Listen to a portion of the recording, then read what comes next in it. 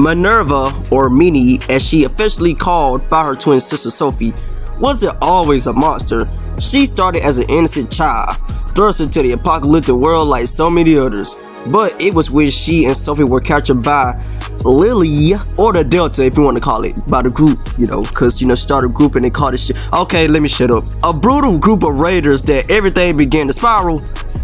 She was forced to become like one of her soldiers, and I ain't gonna lie, Jesus Christ, she was goddamn big. When they had that little screen out, when they was doing that shit out, man, when they saw how big Minerva was compared to Clementine and Violet or Louis, depending on your man, I was like, God dang, like that girl's supposed to be in the league how tall she is, and she was big too. Like, what would Lily feed at her?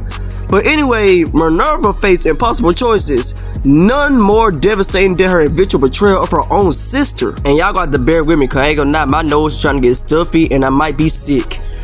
But yeah, back to the video. Like when Minerva, can I pronounce her name right? It's Minerva.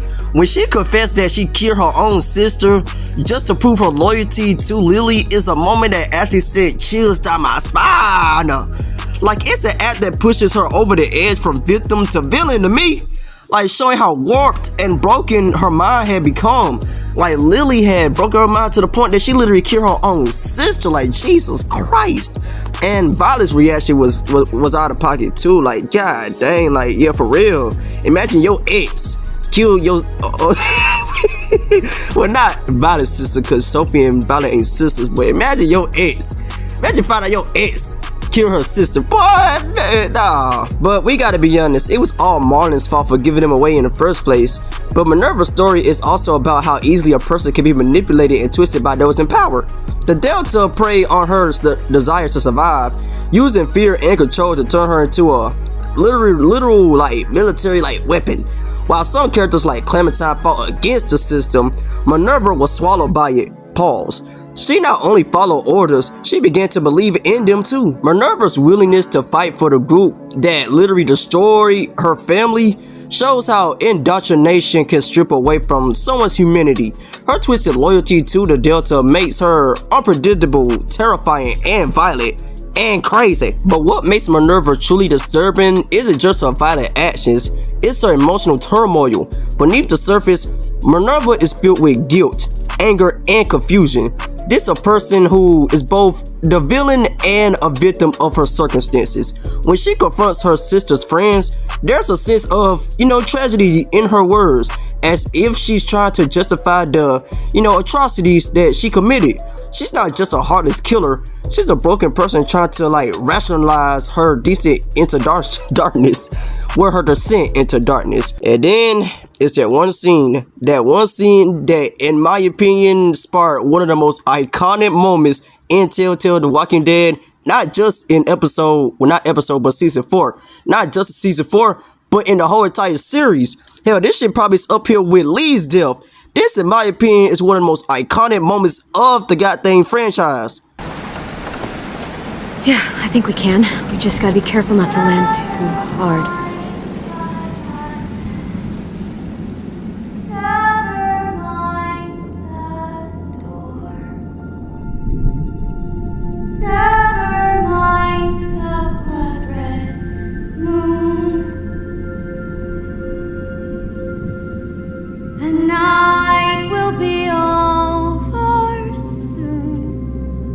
What did I just see? What did I just see? This is the moment that I realized she was crazy. Despite being bitten to bits, her behind was still alive and was walking to us, just singing that song that Violet was singing.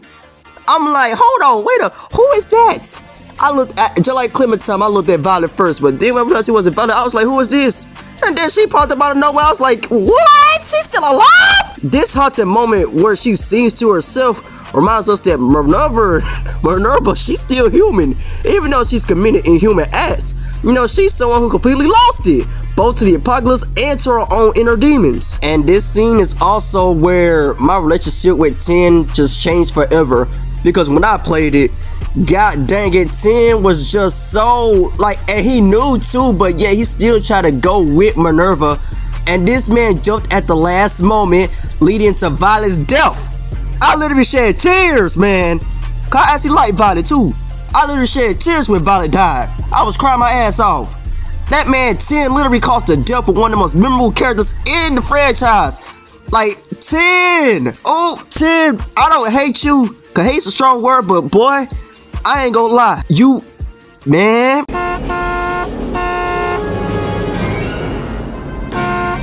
Minerva's actions have devastating consequences, not just for herself, but for everyone around her. She's a character who destroys everything she touches, her family, her friends, and even the Delta itself.